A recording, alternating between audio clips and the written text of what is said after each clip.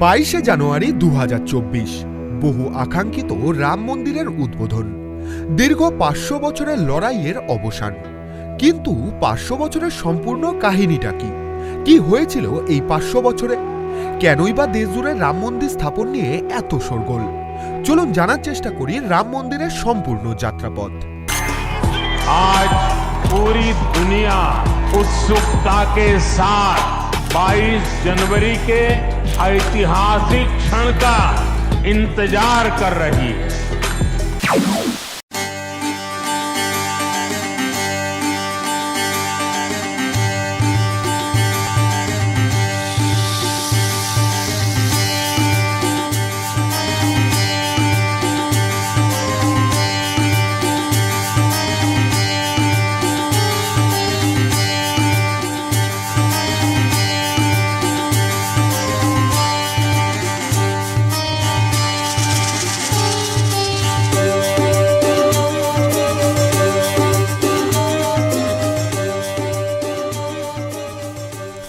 অযোধ্যা, যা সাকেত নামেও পরিচিত, একটি প্রাচীন ভারতীয় শহর ও মর্যাদা পুরুষোত্তম রামের জন্মস্থান।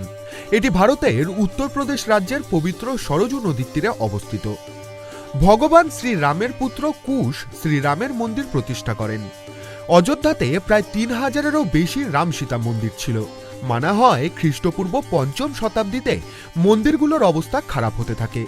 সেই সময় উজ্জয়িনের রাজা বিক্রমাদিত্য অযোধ্যায় এসেছিলেন এবং তিনি এর মধ্যে কিছু মন্দির পুনরায় ঠিক করান। এভাবেই আরও অনেক সময় কেটে যায়।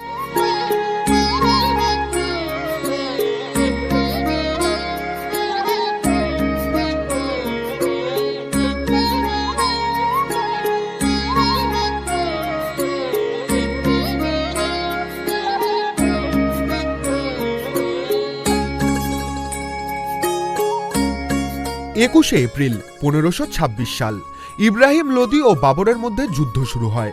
1528 সালে বাবর অযোধ্যা পৌঁছে যায়। কথিত আছে তখনই বাবরের নির্দেশে তার সেনাপতি রাম মন্দির ভেঙে সেখানে মসজিদ নির্মাণ করেন, যা পরবর্তীতে বাবরি মসজিদ নামে পরিচিতি পায়।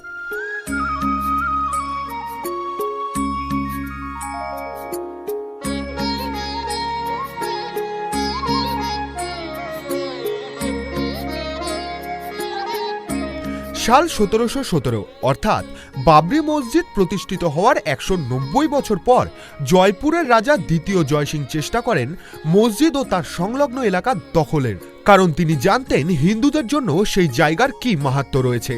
কিন্তু তিনি তার সেই প্রচেষ্টায় বিফল হন। সেই সময় ভারত মুঘল সাম্রাজ্যের শাসনাধীন ছিল। পরবর্তীতে তিনি মসজিদের বাইরে একটি রাম চবুতর বানিয়ে দেন, যেখানে হিন্দুরা পুজো করতে পারেন। এরপর থেকেই মুসলিমরা মসজিদের ভেতরে নামাজ পড়তেন এবং হিন্দুরা বাইরে রাম চবুতরে পুজো দিতেন।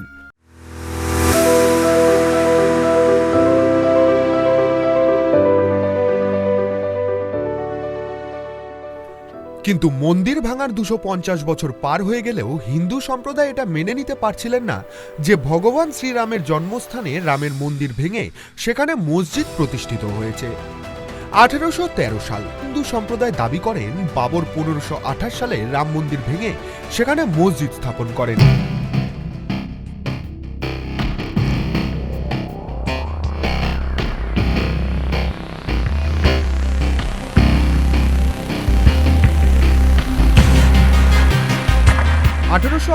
সাল ব্রিটিশ সার্ভেয়ার মন্টেগোমারি মার্টিন একটি রিপোর্ট প্রকাশ করেন যে মসজিদে যে পিলারগুলো রয়েছে সেগুলো মন্দির থেকে নেওয়া। রিপোর্ট পেশ হওয়ার পর চারিদিকে হাঙ্গামা শুরু হয়ে যায়। এরপর থেকে মসজিদে নামাজ পড়ার সাথে সাথে পুজো অর্চনাও হতে থাকে।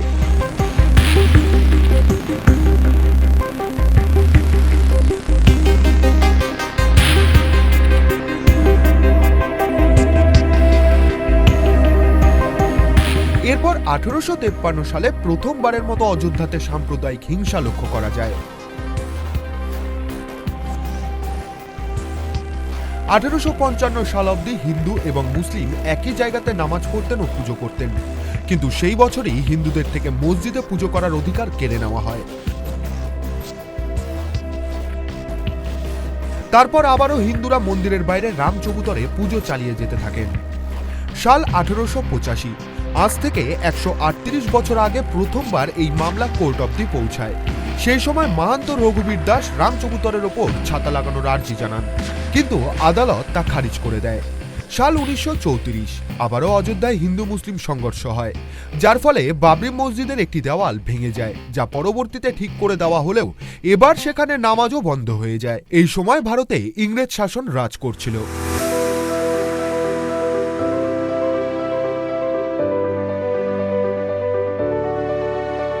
সাল 1947 ভারতে ব্রিটিশ শাসনের অবসান ঘটে এবং ভারত স্বাধীনতা লাভ করে। এই সময় হিন্দু পক্ষ মনে করে এবার তো সেখানে রাম মন্দির হয়েই যাবে, কিন্তু সরকারের ক্ষমতায় আসা ইন্ডিয়ান ন্যাশনাল কংগ্রেসের কার্যকলাপে বোঝা যায় এই মামলাকে তারা অত গুরুত্বের সহিত দেখছেন না। 1949 সাল 23 ডিসেম্বর 1949 সালে মসজিদের ভেতর থেকে ঘণ্টার আওয়াজ শোনা যায়।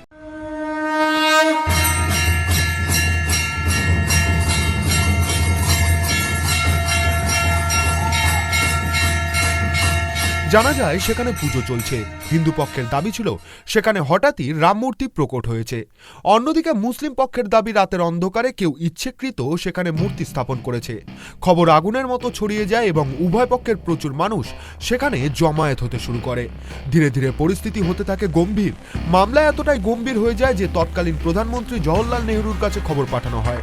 প্রধানমন্ত্রী সেখানকার স্থানীয় ডিস্ট্রিক্ট ম্যাজিস্ট্রেট কে নায়ারকে আদেশ দেন সেখান থেকে মূর্তি সরিয়ে নিতে, কিন্তু কে নায়ার উত্তরে জানান সেটা সম্ভব নয়, কারণ ভিড় এতটাই বেশি যে মূর্তি সরালে সেখানে দাঙ্গা শুরু হয়ে যেতে পারে। 27 ডিসেম্বর কে নায়ারকে পুনরায় একই নির্দেশ দেওয়া হয়। কে নায়ার এবার ইস্তফা দিয়ে দেন এবং ভারত সরকারকে একটি উপদেশ দিয়ে বলেন মূর্তি না সরিয়ে সেখানে বড় গেট লাগিয়ে দেওয়া যেতে পারে। তার উপদেশ সরকারের পছন্দ হয়, সেই মতো কাজও হয়। কে নায়ারের ইস্তফা বাতিল করা হয়।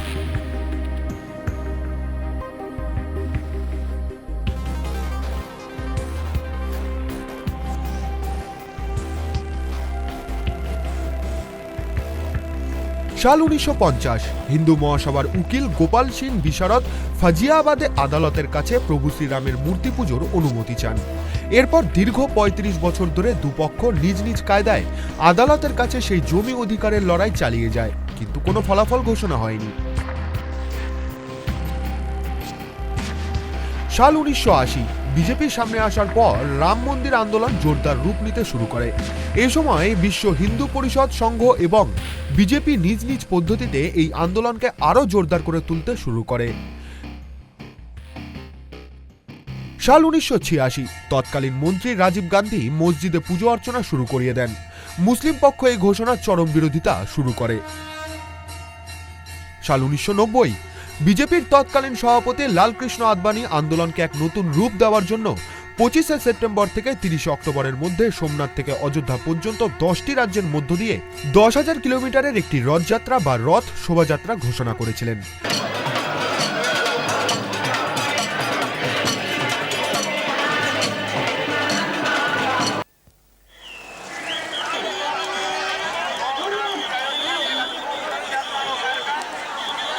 রথযাত্রা চলাকালীন বিহারের স্বস্তিপুর থেকে লালকৃষ্ণ আদবানিকে গ্রেপ্তার করে নেওয়া হয়। তারপর যেদিন অযোধ্যাতে রথযাত্রা পৌঁছানোর কথা ছিল সেদিন প্রচুর সংখ্যায় কারসেবক পৌঁছায় এবং মসজিদে গেরুয়া পতাকা উত্তোলন করে দেয়। পরিস্থিতি এতটাই গম্ভীর হয়ে যায় যে সরকার সেখানে কারসেবকদের ওপর গুলি চালিয়ে দেয়। প্রচুর কারসেবক সেখানেই মারা যান।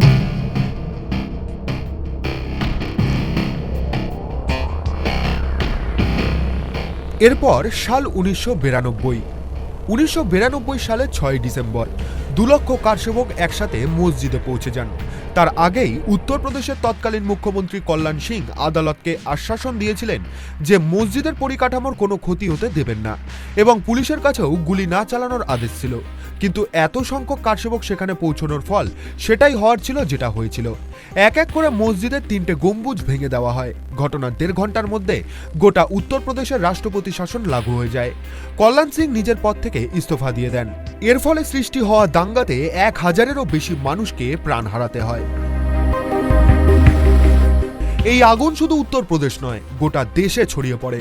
মুম্বাইতেও 1000-এরও বেশি মানুষ প্রাণ হারান। পরিস্থিতি ধীরে ধীরে কয়েক বছরে ঠান্ডা হতে থাকে। এরপর 1996 সাল বিজেপি সরকার কেন্দ্রে ক্ষমতায় এলে আবারও এই আন্দোলন জোরদার হতে শুরু করে। পরবর্তীতে আর্কিওলজিক্যাল সার্ভে অফ ইন্ডিয়াকে এই মামলা তদন্ত করতে দেওয়া হয়। আর্কিওলজিক্যাল সার্ভে অফ ইন্ডিয়া তার রিপোর্টে জানায়, মসজিদ মন্দিরের ওপরই প্রতিষ্ঠা হয়েছিল। এরপর প্রথমবারের মতো কোনো ভ্যালিড প্রমাণ পাওয়া যায়। এই রিপোর্টের আধারে আদালত সেই জমির রাম জন্মভূমি ট্রাস্ট, সুন্নি ওয়ার্ক অফ বোর্ড, নিরময়ী আখড়া এই তিনটি সংস্থার মধ্যে সমান ভাগে ভাগ করে দেয়। কিন্তু তিন পক্ষই এই রায়ে রাজি ছিলেন না। সাল 2011 এই মামলা সুপ্রিম কোর্টে পৌঁছায়, কিন্তু এখানেও 7 বছর কেটে যাওয়ার পরও কোনো ফল পাওয়া যায় না। পরবর্তীতে সাল 2019 9 নভেম্বর 2019 সালে সমস্ত পক্ষের শোনা প্রমাণ এবং তথ্য প্রমাণ বিচারের পর বিতর্কিত জমি রাম জন্মভূমি ট্রাস্টের অধিকারে দেওয়া হয়। দীর্ঘ 500 বছরের লড়াইয়ের অবসান ঘটে অবশেষে। 2020 সাল 5ই আগস্ট রাম মন্দির নির্মাণের সূচনার জন্য ভূমি পূজন প্রধানমন্ত্রী নরেন্দ্র মোদীর দ্বারা সম্পাদিত হয়েছিল। আগামী 22 জানুয়ারি 2024 অবশেষে বহু আকাঙ্ক্ষিত রাম মন্দিরের প্রাণ প্রতিষ্ঠার দিন ঘোষণা করা হয়েছে, যাকে কেন্দ্র করে সেজে উঠছে অযোধ্যা। সাজো সাজো রব গোটা দেশ জুড়ে।